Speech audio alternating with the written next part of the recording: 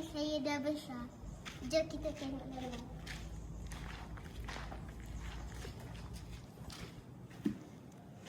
Ini apa? Ni ruang tamu. Ruang family. Okey, lagi cepat. Bilik Alisha. Lepas ni kena tumpang dulu. Ialah bilik abang saya yang nombor kedua. Okey. Lepas tu ni bilik mak ayah saya. Dan dalam dia kat sini ada tempat letak baju semua. Okey. Kat situ tandas. Okey. Ruang seterusnya Cepat Aisyah, kita ada 1 minit lagi. kita ada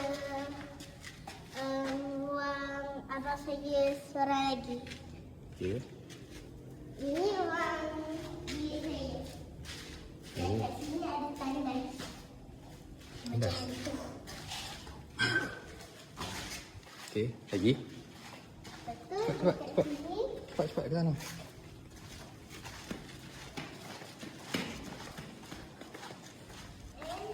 ni adalah ruang tamu. Okey. Dan kat sini ruang makan. Okey. Kat situ dapur. Mhm. Dan kat sini tempat simpan makanan. Okey.